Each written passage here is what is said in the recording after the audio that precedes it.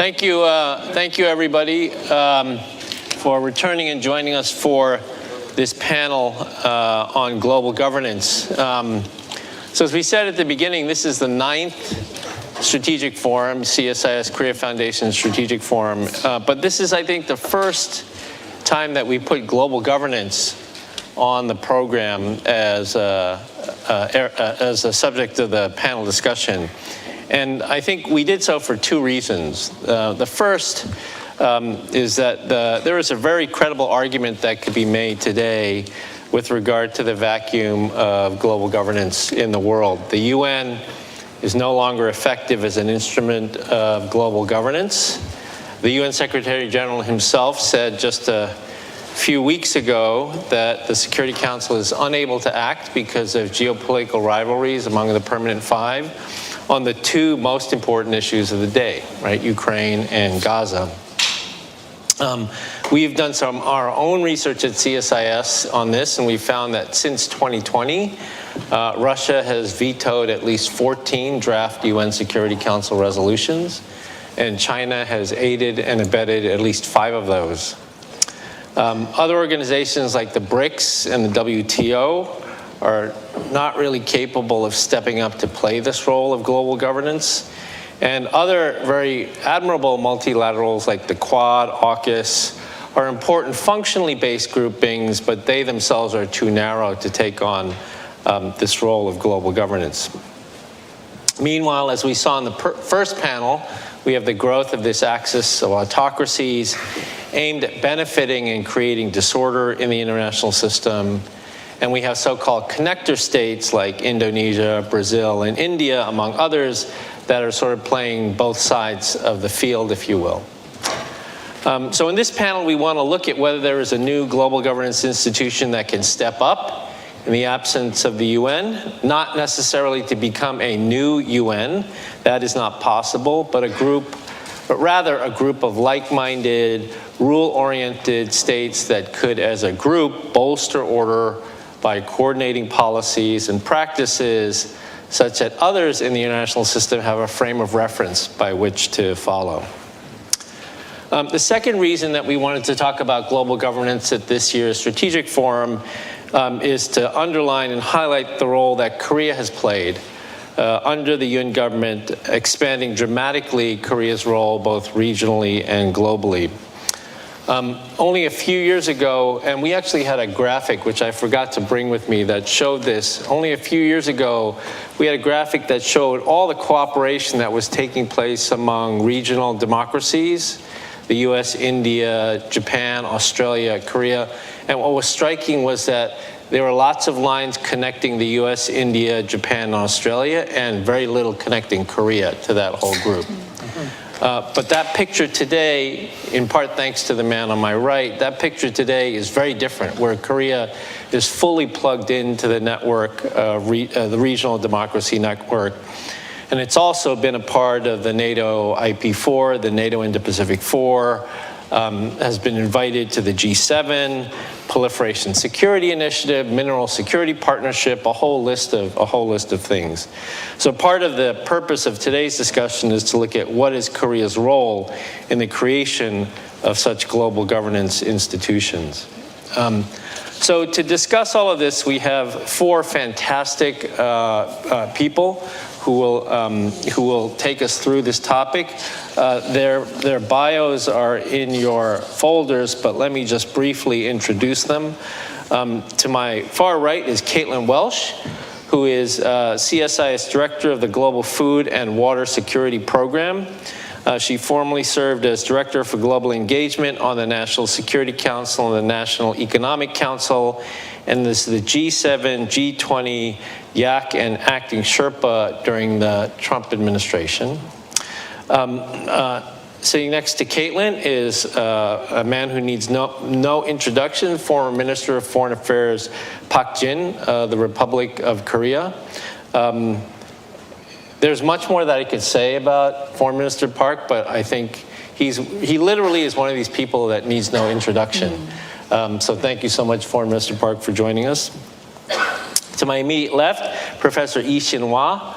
professor in the Department of Political Science and International Relations at Korea University, and also formerly just finished period of service as the Republic of Korea's ambassador for international human rights cooperation.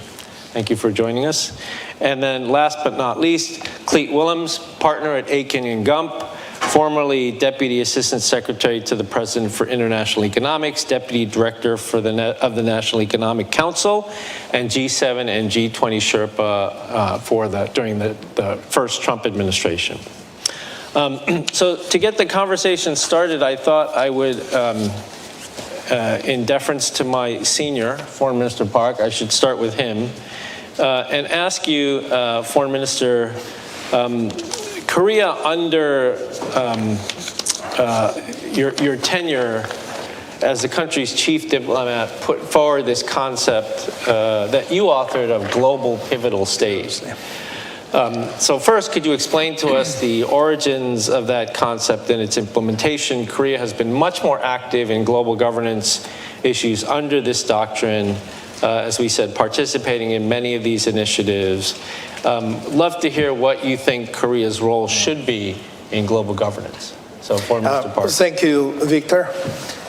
When we were preparing for the presidential election in 2021 and 2022, for the campaign of President candidate Yoon Suk-yeol, we were kind of having a brainstorming about what kind of foreign policy vision we should present to the people in Korea.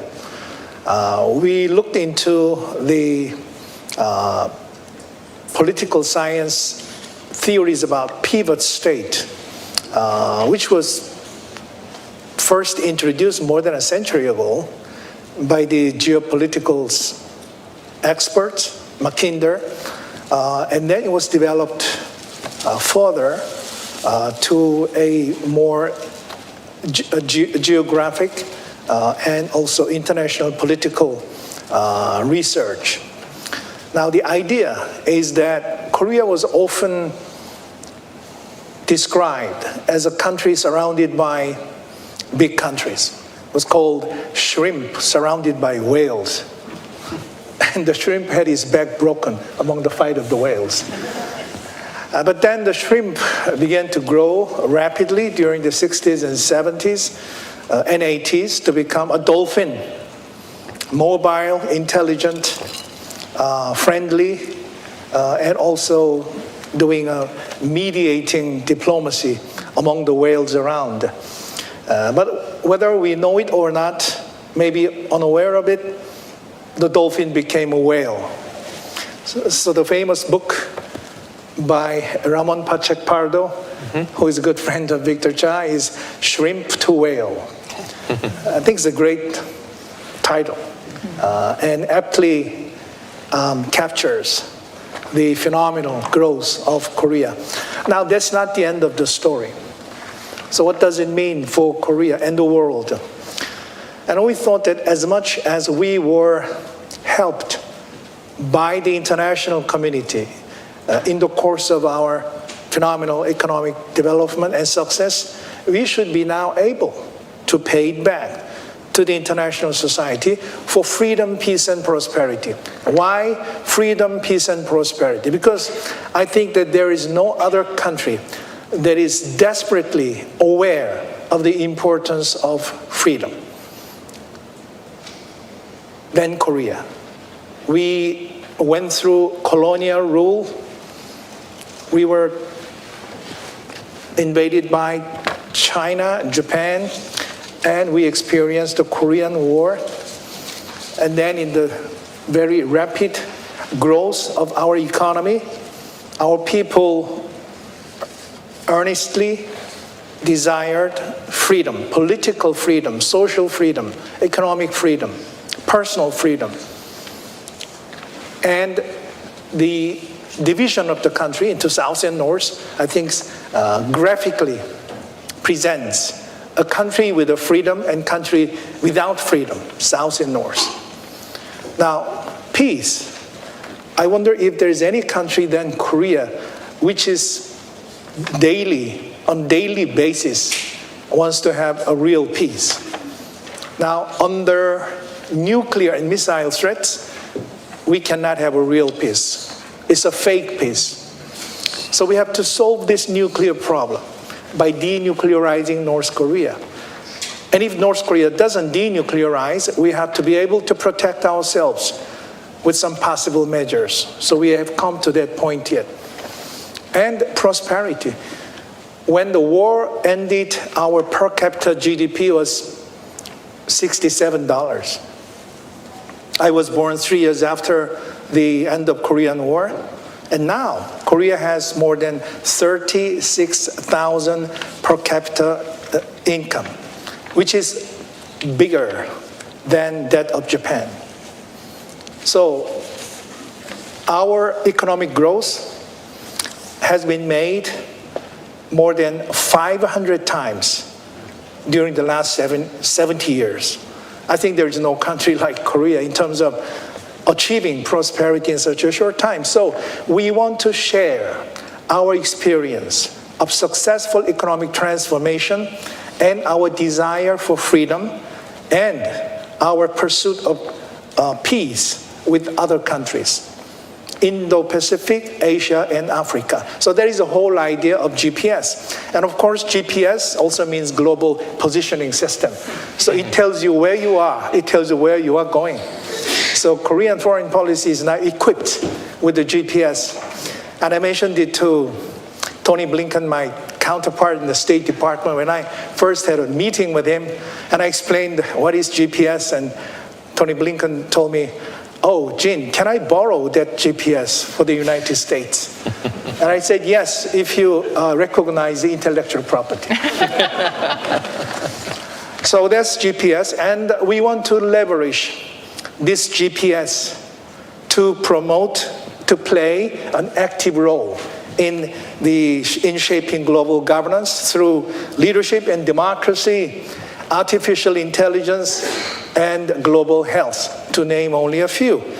And these efforts highlight the commitment to fostering international cooperation, addressing global challenges, and promoting universal values.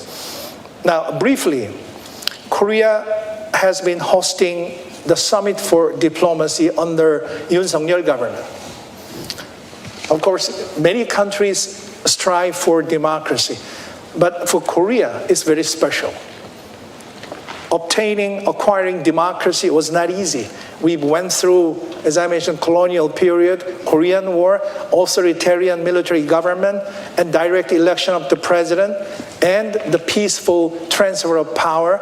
And now we have a very dynamic, vibrant, and competitive democracy in the world. So we try to share our experience in many countries. United States, Netherlands, Zambia, and Costa Rica. So we started with 5 countries in 2022 to promote democracy on a global scale. And then there has been an annual conference where Korea can contribute to the world. And then AI.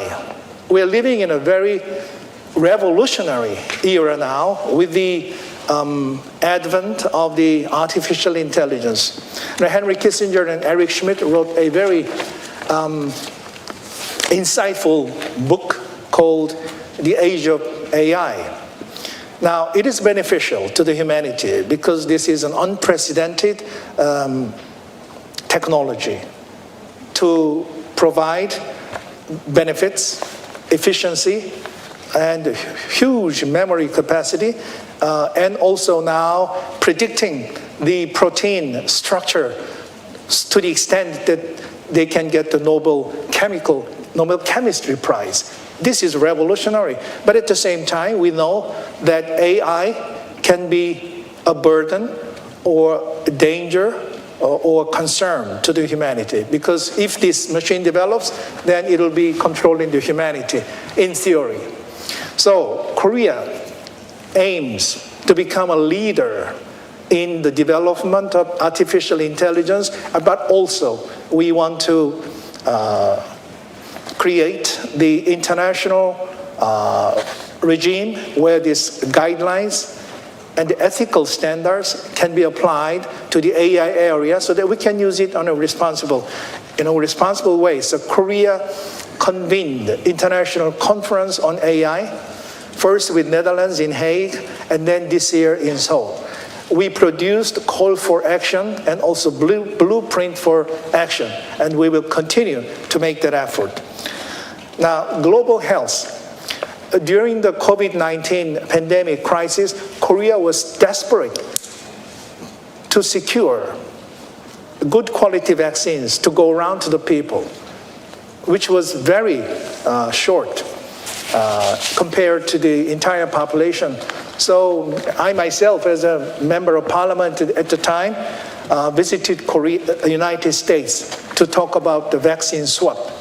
That is, if the United States provides surplus vaccines to Korea in advance, we can manufacture them and pay back with interest as well.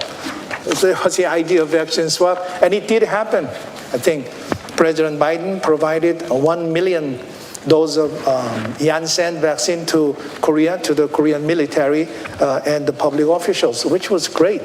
So in all these areas, Korea have been making efforts to contribute to the global governance through democracy, artificial intelligence, and global health. And we will continue to do so, and by addressing these pressing global challenges and fostering multilateral cooperation, South Korea reinforces its commitment to advancing peace, security, and sustainable development worldwide. And I hope that under the second Trump administration, we can work closely with the United States to pursue these common goals for the common prosperity of the world. So that is our position. Thank you. Thank you. Thank you, Foreign Minister Park. Ambassador Lee, you were the former ambassador for human rights, and part of your job was to generate international cooperation on human rights broadly, but also with respect to North Korea. What is the sort of state of international mobilization on this issue under the current government in South Korea? And what are the obstacles to generating more attention? And then broadly, to what the foreign minister said, I know your work as a scholar very well, and you've done a great deal of work on global governance, multilateral cooperation. So your thoughts on Korea's role in global governance are also welcome. Thank you. Well, in 2016, the first Korean ambassador for international cooperation on North Korean human rights was appointed. But unfortunately, within less than a year, the regime has changed, and the human rights switch was off. And then I was the second, or after 5 years, the vacuum that attracted quite a few the media's attention. So I have kind of big the burdens. But here I have to take an opportunity to give my gratitude to the former National Security Advisor Kim Sung-han, because I'm sure he was very busy at that time, but he sent me a talk, said probably my first step to engaging in this business should be contact NGO.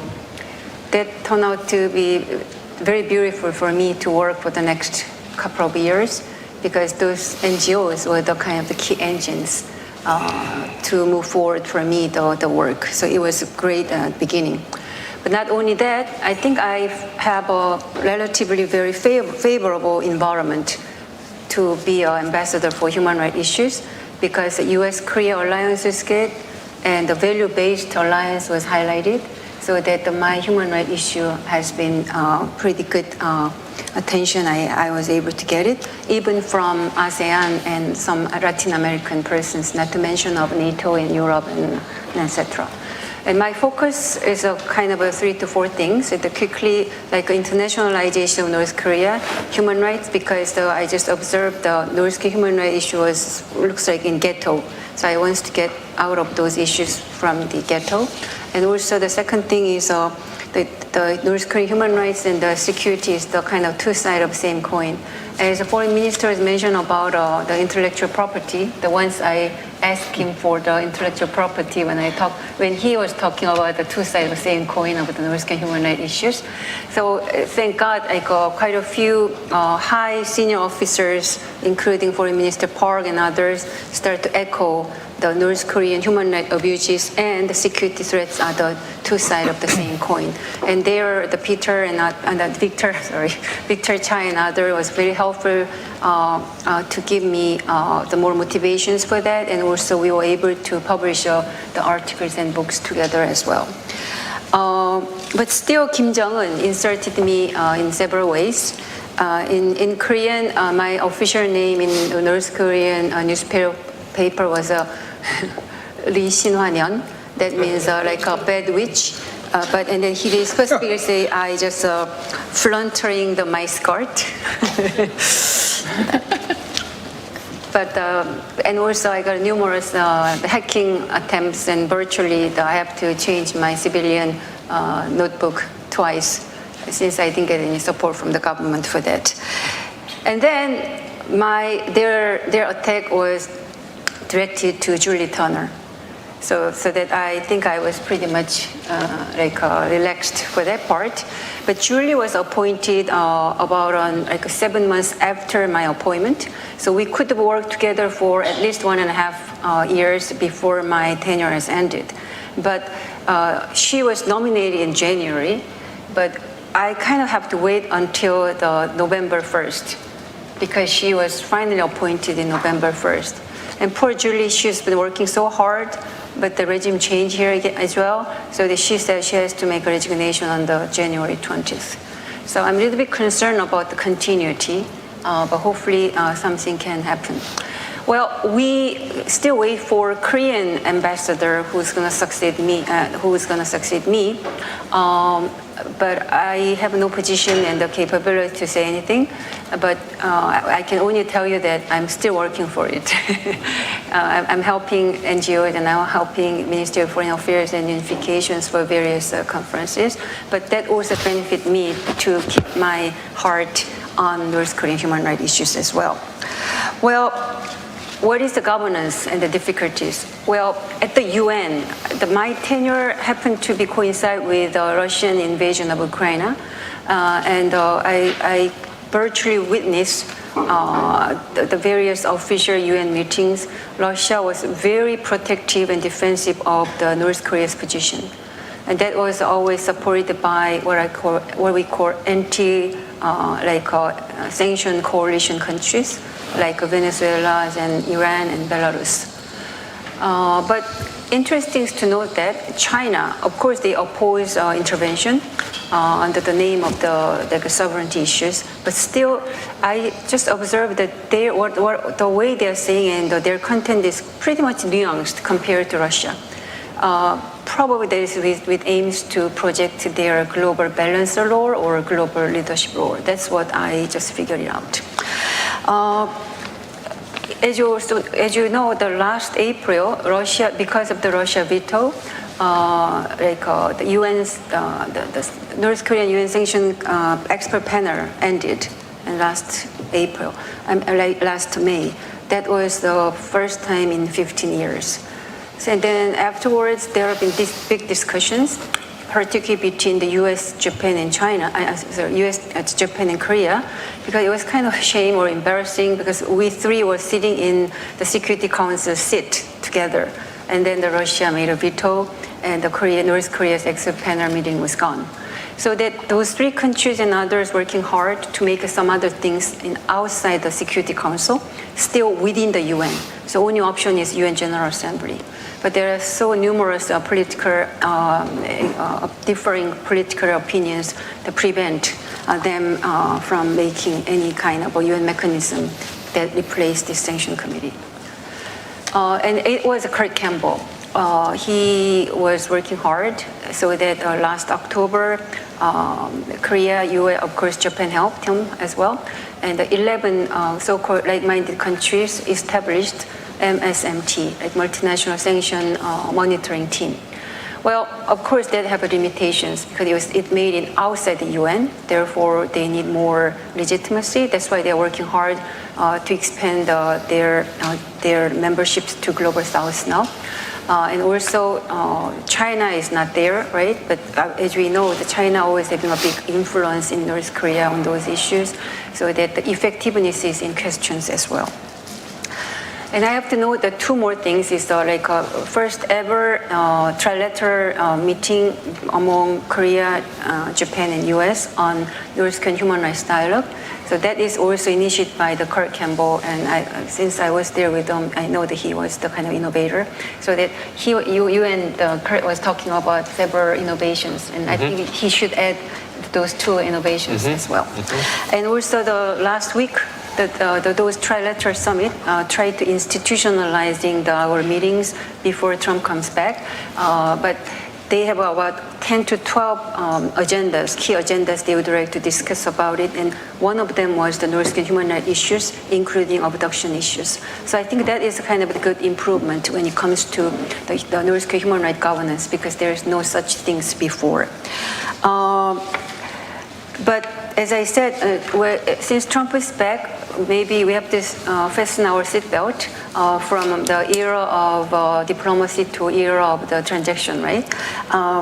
And if U.S. is more unwilling to assume the global leadership, I think somebody else has to have those global leadership, right?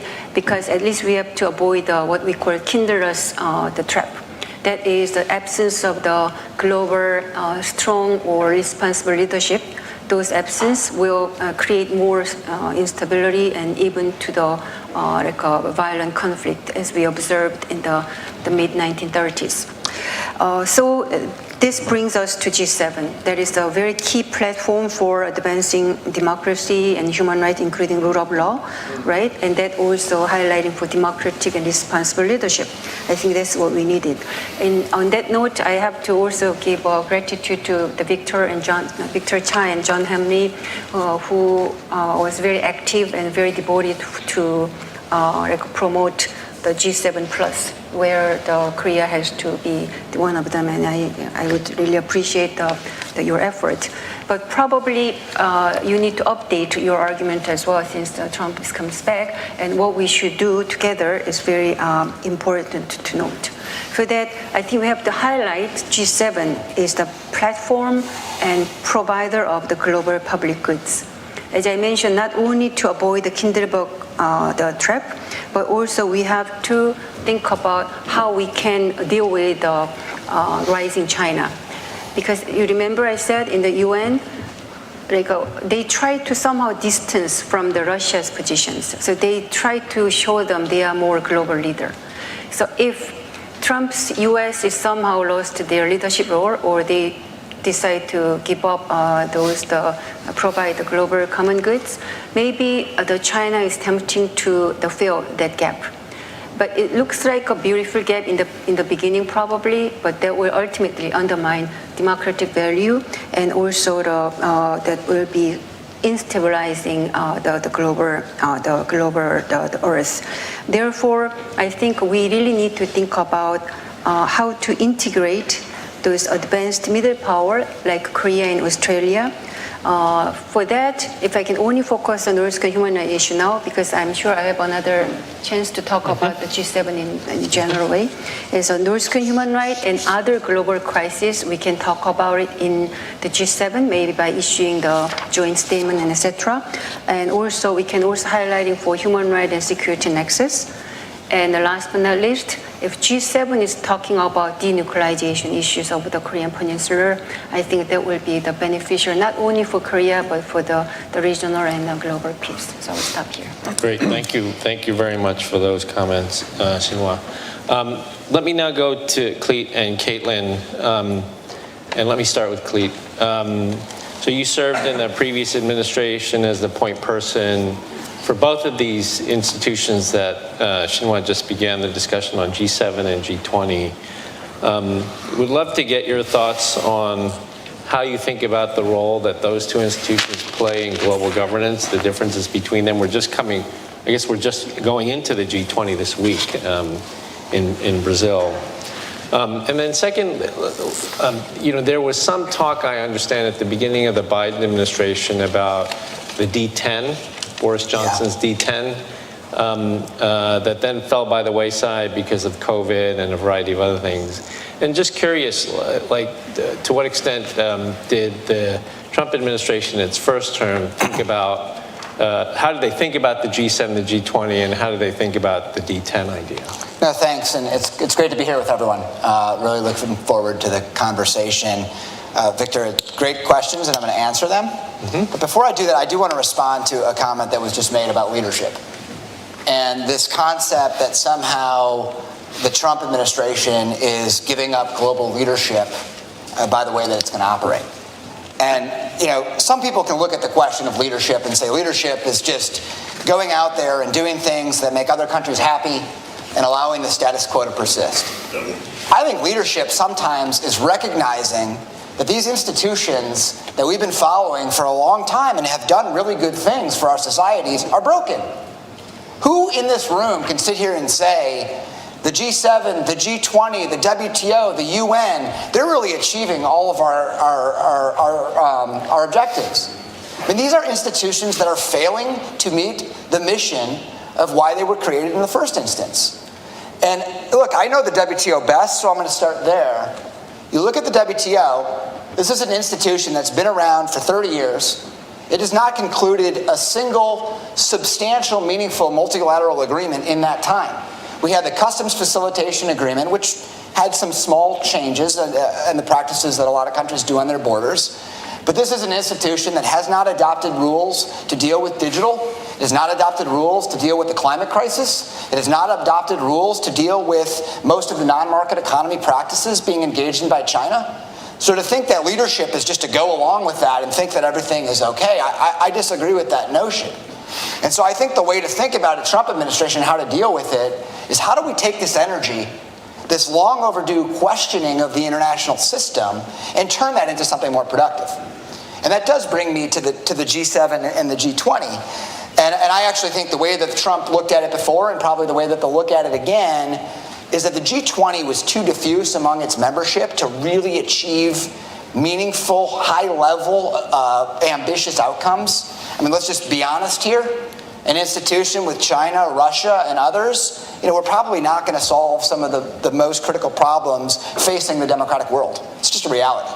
So I think the G7 has a lot more potential, and I hope that in a new Trump administration, we can find ways to really kickstart and revitalize some of what the G7 can do, including on trade. Before I talk to that, I do want to make one comment here. So I probably just shocked you all and offended a bunch of people. But something maybe will make you happy, right? One of the things I would do to change the G7 is I'd tell Korea to join. I actually think that we need to add some more viewpoints into the institution.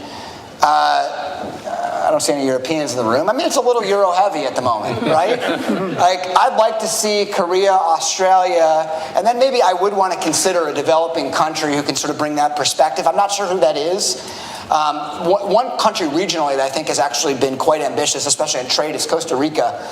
So maybe that's a consideration. But the point is, let's take this smaller group of countries who are more like-minded and actually try to solve some of the biggest problems we have, especially as it pertains to the role of China and the way that China is trying to pervert these international systems and undermine free markets and democracy. And I think the G7 could do that. Happy to talk about some of the different initiatives it could look at on trade, but I do think the G7 as a more ambitious, higher level institution, when we can't get things done at the WTO and at the UN and other places, maybe this is an area where we can solve it. I'm happy to talk about that further. Great, Clete. Thanks so much. Caitlin, anything you'd like to add or comment on with regard to what Clete said, but also in your experience working these issues as the G7 and G20 YAC and acting Sherpa, how did you look at the G7 as an institution, an instrument of global governance in these very challenging times? Thanks, Victor, for that good question, and thanks for having me. It's an honor to be here with my colleagues and with you all today. When it comes to your first question about the G7 as an institution of global governance, in my time working these issues from the White House, I think it's very clear that these are institutions, G7 and G20, that operate on a set of norms. They weren't founded by a treaty. There are no rules to which members agree. And because it operates on norms, a lot about the G7 and G20 can change over time and has changed over time. I think that we can expect that to continue to happen.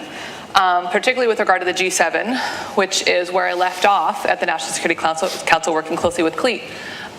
It was in the lead up to the last U.S. presidency of the G7, which is in 2020. There was a lot of excitement and planning around that, and then history happened. The pandemic hit everyone, and that summit actually didn't take place. But the administration at that time really did look at the G7 as it had been existing for the past several years, decades, and looked at what could be changed to better serve the purposes of the administration. And it was ready to make changes with regard to the purpose of the G7, the agenda, the outcomes, and also the composition. And so at the time, starting with purpose, the administration really looked back to the history of the G7 and said that this was a small grouping founded to address global economic challenges and global financial challenges at the beginning of the 1970s. Since then, it had expanded in its agenda to address a whole host of political, I think rightly so, but also many other types of issues. And the administration was very much looking forward to narrowing the purpose of the G7 in its host year in 2020. Accordingly, the administration was very much ready to streamline the agenda. As part of the G7, there's one summit that happens every year, but there are many, many ministerial meetings and almost countless associated meetings happening around the calendar. To match this streamlined purpose, the agenda was also going to be streamlined to limit the number of meetings. Likewise with outcomes. A lot of effort is spent in creating outcome documents, not only the leader statements, which we know very well, but also ministerial outcomes and outcomes of other meetings. And I would have expected that the Trump administration in 2020 to have a limited set of outcome documents. And finally, looking at composition, as Clete mentioned and others have mentioned, the G7 composition reflects the world as it was, or it reflects the countries that were most important to addressing financial and political crises in the 1970s. And for example, when you look at the European leaning of the G7, European countries effectively have triple representation at G7 summits because they're represented by their own leaders, but in addition to the presidents of the European Council and European Commission. There was discussion around that. And also, I can expect revisitation of that topic as well as conversation around potentially expanding the G7, as we've heard. Great. So I'd like to talk about this a little more, and I'd like to do it by asking all of you some hard questions, okay? So first, for Clete and Caitlin, the sort of European hegemony in the G7, how is it possible to change an organization like this where, I know it's done by consensus, but how is it possible to change an organization like this when effectively 6 out of the 9 seats, right, are occupied by either European countries or European Commission or European Council or any of those things. Yeah. And just in your work on the G7, particularly on the G7, how much of this meant that the agenda was really a European-dominated agenda? So that's one. And the other one, representation, I mean, as both of you know, when we did some work on this over the summer, I mean, as you said, the G7 of the 1970s does not represent the world today, right? When it was formed, it was over 60% of global GDP. Today, it's less than 40, and it's less than 10% of the global population. So, and your thoughts on that? I could start. And she said the whole part about Europe way more nicely than I did. So, look, I think that the reality is that yes, I do think what Trump is exhibiting is leadership, but it's also disruptive. And I do think that the Europeans and others are going to be looking for fora where they can engage constructively with the Trump administration.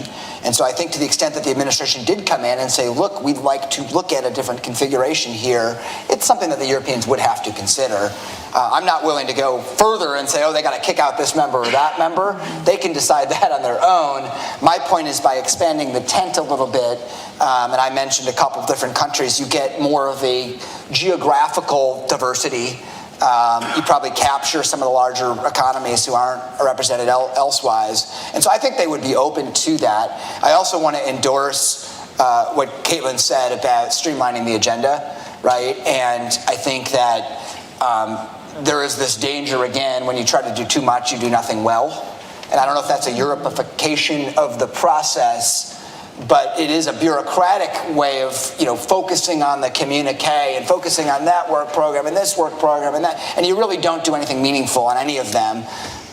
We spent all night, arguing about commas, right? And so I think if we could focus on 3 or 4 really important areas that we really care about, and people will have different definitions of what they are, right? And some could be standing items. Some could be items that the host country gets to select, or maybe they just get to select one, and there's 3 standing items. And just really then trying to get into the details on that, I think, would be critical. And based on what I said before, I do think sort of trade and then the nexus between economic security and national security would be at least one area that I think we could make progress there, in part because we aren't making any progress at that at the WTO and other organizations. Caitlin? Thanks for their good, hard questions. When it comes to membership, I think it would be much easier to get G7 consensus around adding new members than around eliminating any members, of course, as Clete was saying. But I do want to say that because it's a body that operates on norms, it would be possible for the United States in its next presidency, for example, to simply not invite some to the table, and then the next country to be hosting the G7 could simply revisit, re-invite that grouping. So in the next U.S. presidency of the G7, which is going to be in 2027, I think we shouldn't be surprised to see differences in who's sitting at the table for the Leaders Summit. Great, terrific. So I want to ask former Park Ambassador Lee, so this whole question of G7 expansion, again, we did a study that showed one of the #1 issues that the G7 leaders have been talking about is the future of the Indo-Pacific, and yet there's only one country that represents the Indo-Pacific, arguably, well, 2 if you include the United States, that represent the Indo-Pacific in the G7. So there are many arguments that not just people around here have put forward, but most famously, I think outgoing Chief of Staff Ron Klain actually wrote an op-ed for, not for us, but for a completely different organization down the street about how the G7 should expand to include countries like Australia and Korea. And so on the case of Korea, Foreign Minister Park, you can give us many reasons why Korea should be part of the G7, but the tough question I have for both of you is there may be many categories that show how Korea performs even better than some G7 countries. But when it comes down to it, is Korea ready to do things like the agreement that was reached in the last G7 leaders meeting with regard to the decision to use the interest over frozen Russian assets to help rebuild Ukraine? Right? There are things that the G7 leaders will talk about that would touch on very sensitive issues for Korea, like Russia, like China, things of that nature. So how prepared? You were a foreign minister, so you would know best. How prepared is Korea for those not just the prestige, but then the responsibility that comes with the G7 membership? Right. Well, I met all the foreign ministers of the G7 countries. I visited all these 7 countries myself and discussed this issue. The reactions are different, of course. And I wouldn't tell which country is positive, which country is concerned. You can imagine.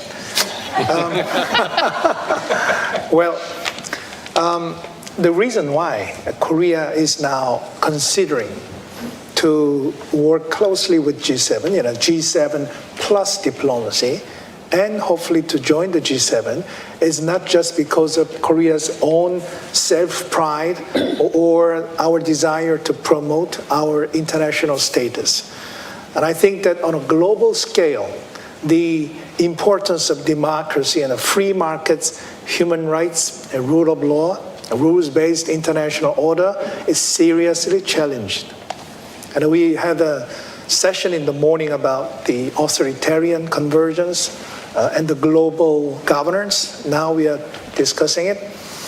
In that sense, Korea can contribute significantly to the expansion and the strengthening of this democratic international order.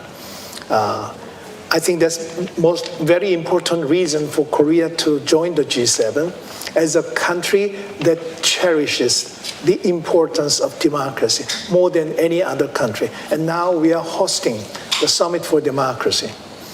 Second is economy. Now, Korean economy, as I mentioned, has grown more than 500 times in terms of per capita in the last 7 decades. That was the lifespan of my own lifetime. The income has grown 500 times. So compared to 1950s and now 2020s, we are living in a totally different Korea in terms of economic development. If I can give you some of the numbers of Korea's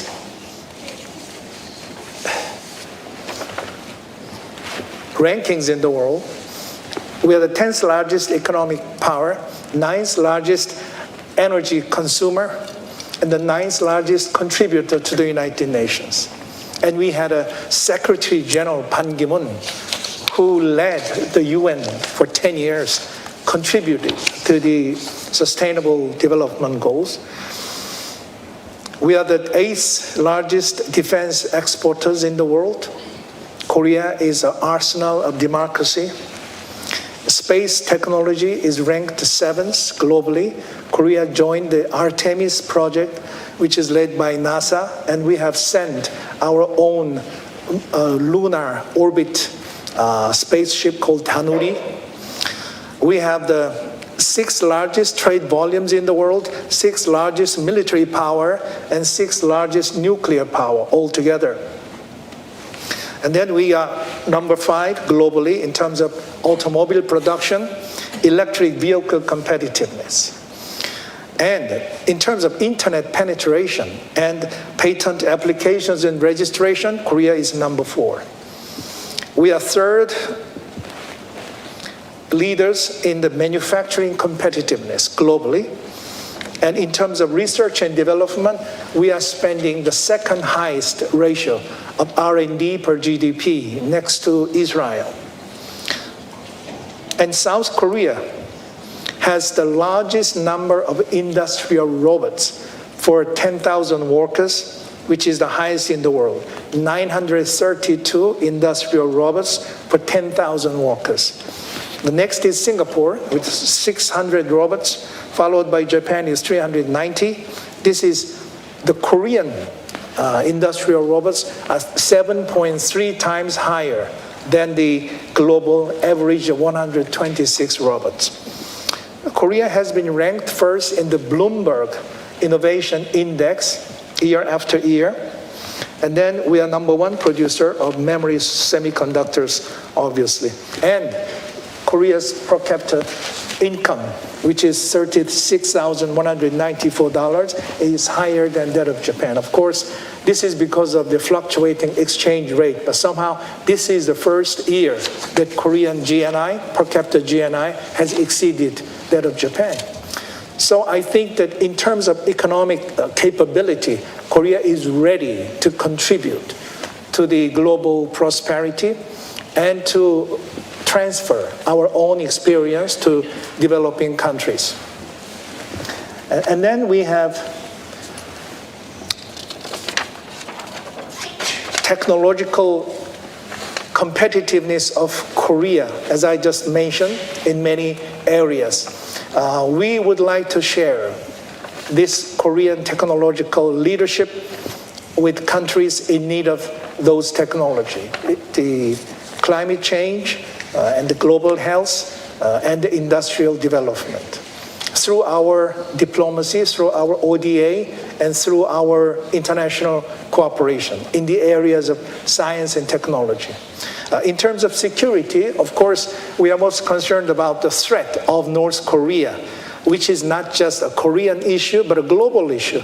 And now North Korea is sending their own combat troops, in addition to ammunitions and missiles, to Russia to fight war in Ukraine. So this North Korean action threatens not only European security, but also Asian security, because North Korea, in return, would want to have this advanced military technology. So all these things happening in the world, especially on the Korean Peninsula, is becoming a global issue, and Korea is taking the lead in how to meet the challenges, not just for us, but based on alliance and with other countries as well.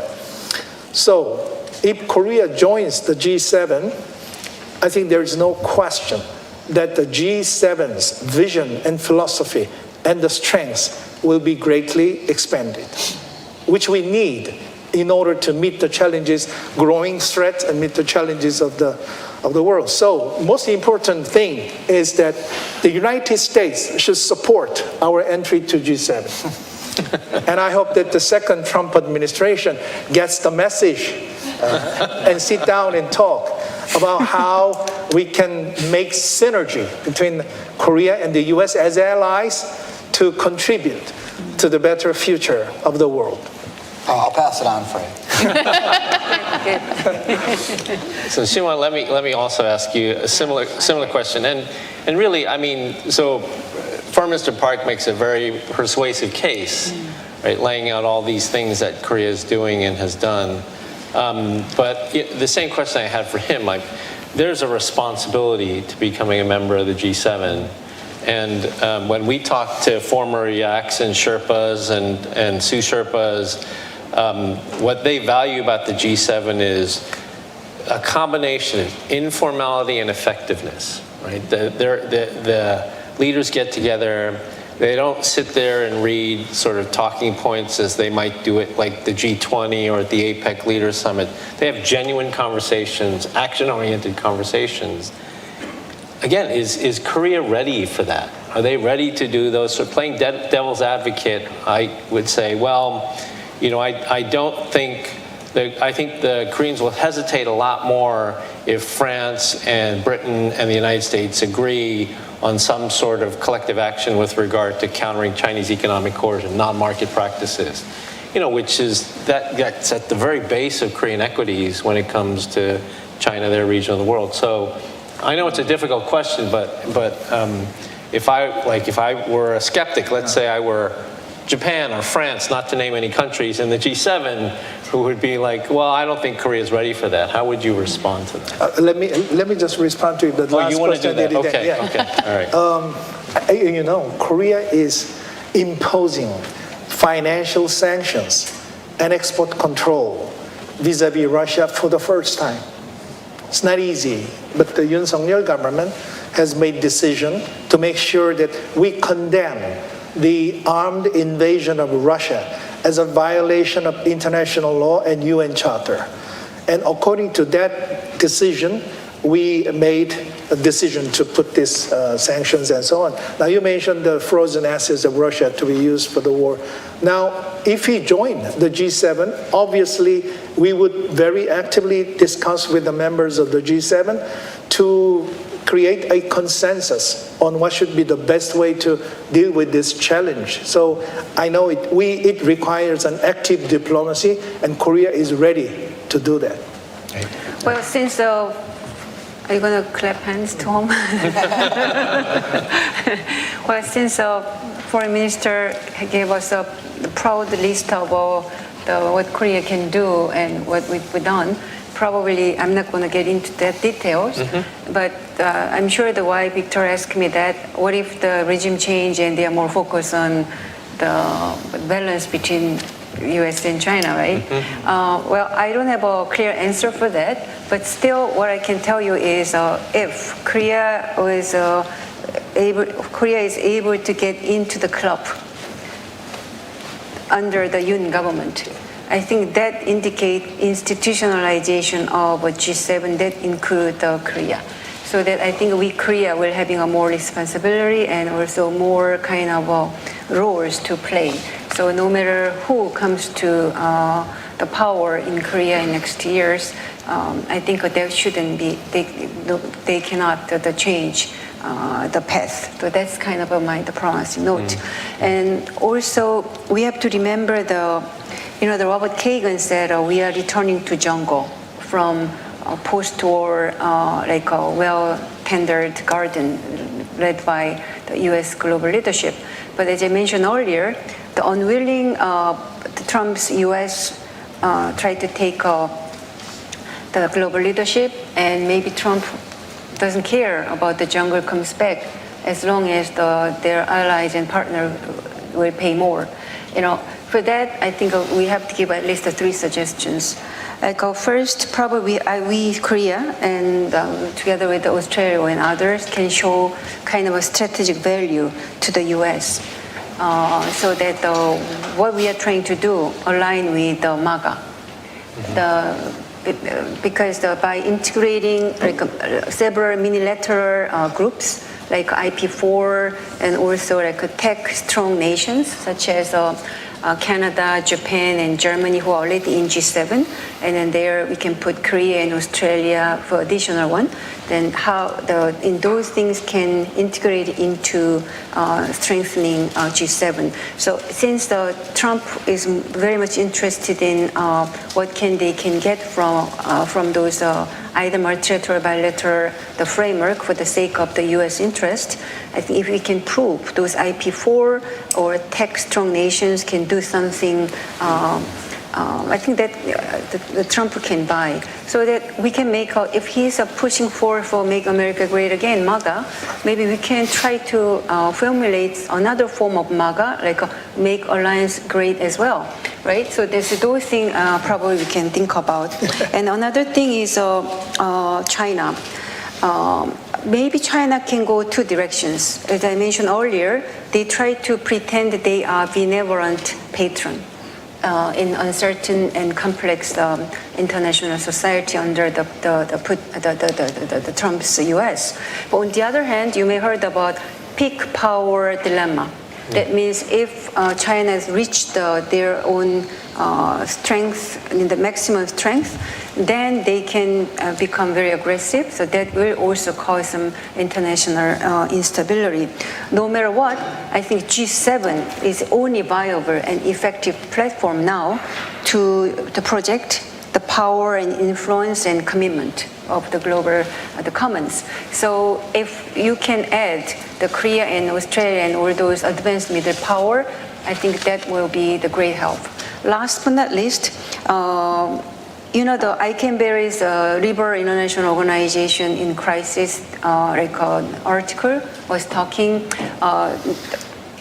although we agree with LIO in crisis, we don't have any intentions to replace LIO to other things. We only want to upgrade it. The reason is because many countries around the world got benefit from liberal international order before in terms of security and wealth. Therefore, I think we need to upgrade the liberal international order. Having said that, probably Trump 2.0, we only know that will be predictably unpredictable, right? So that we have to observe what is going on from this point on. For that, I think we, South Korea, should not be too rushed to get into the club until we observe what Trump and U.S. is responding to G7 in Canada first. But at the same time, we have to say, we, Korea, can be the champion of who try to overcome developmental and digital and climate divide. And also we can be champions to slow down for democracy in decline. So if we can, maybe what I'm saying is a bit abstract. but instead of we are just to specify what we can do and what kind of achievement we made it, if we can make those packages to sell to the G7 countries, or it might be G6 if Trump wants to weaken or give up their role of G7. But still, I think we can just have some kind of package to sell to those G6 or G7. We are the valuable assets to promote those global noble cause. Yeah, I mean, I think and Clete said it earlier, like he mentioned, and Caitlin started by streamlining the agenda, right? One of the two areas you talked about was trade and economic security. And if we look at economic security, for example, that's one on which the current G7 leaders are fully aligned, right? They're fully aligned on that. And arguably, Australia is also fully aligned on that. It's much more complicated for Korea, right? Economic security issues, particularly when it comes to dealing with China. So this is just by way of saying it's very challenging, right? It's a very challenging and it's a big responsibility to become part of that group. To close, I think we can have time for maybe one question from the audience. If anybody would like to ask a question to any of our panelists, feel free to do that. Andrew Yo. Andrew.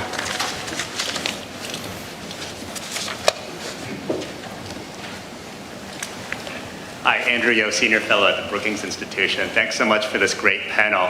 My question is about the Trump administration, and let's say that he's less enthused about a G7. I'm thinking about this picture with Angela Merkel, with Trump, and people have made much about that photo. I truly hope that the U.S. can stay involved, but if for some reason the Europeans or others are being difficult, do you sense that the U.S. may pull back? What are your thoughts? Thanks. Yeah, no, thanks for the question. I mean, and I don't have any doubt that there will be some tension with Europe over a range of issues. I think especially on the economic front. I don't think there's any question about that. But I never, when I was there, nor would I expect at this time around that the U.S. is going to say, oh, we just don't have any use for this kind of coordination mechanism.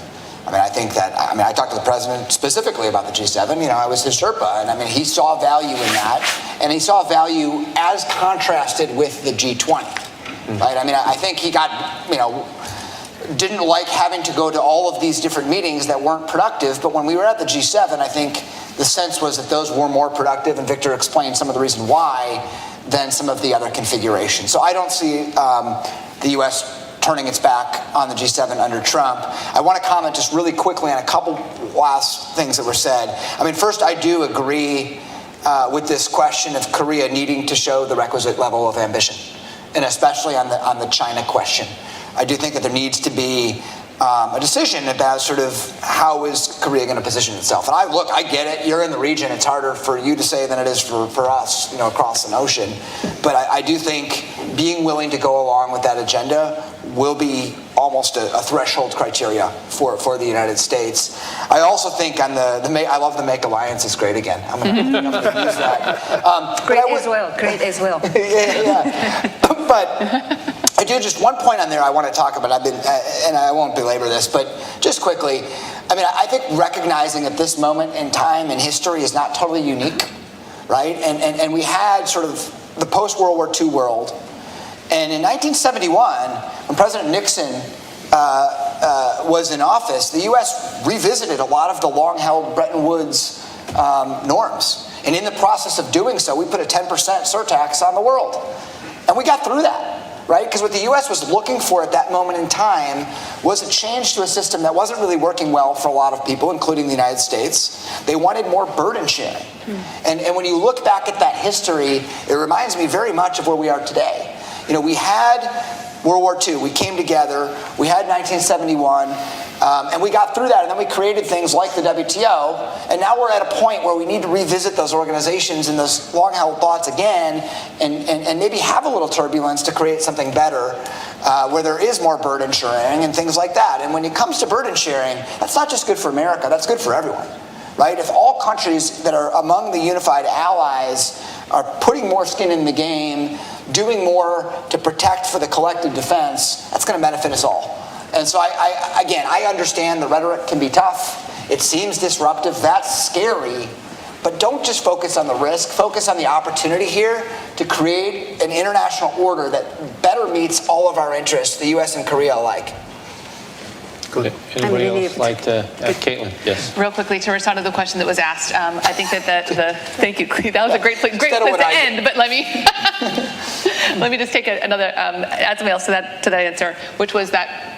The moment where there was disunity in the G7 outcome, that famous photograph, it was the Canada G7 summit in 2018. Of course, that got a lot of attention the first time in G7 history that there wasn't a unified outcome.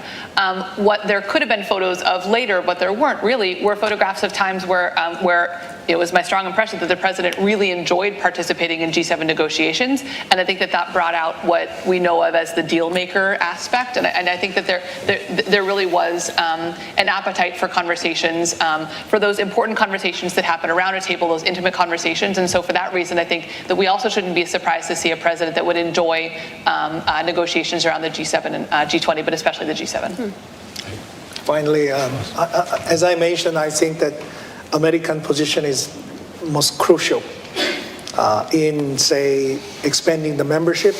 And if you expand the membership, which countries and why and how much they can contribute to the vision and philosophy of G7. So Korea will be ready to discuss that. We were in Hiroshima last year. Japan invited Korea, the Korean president, to attend the G7. We had a very productive, open-minded, and very meaningful discussions in the G7, dealing with all the global issues, including the war in Ukraine. And next year, there is a G7 in Canada, somewhere in the Rocky Mountain, sometime in June. Nice environment. I hope that it'll become some sort of a momentous conference or watershed in terms of discussing Korea's entry to G7, and so that we can continue until, say, 2027, as you mentioned, hopefully before that. So I know this is an ongoing process, and we raised the importance of this issue to the United States and to the world. So we would like to have reactions and see how we can contribute to the better future of the world. Great. That's an uplifting place to end the conversation. So thank you all for joining us. Thank you to the audience and for those of you online.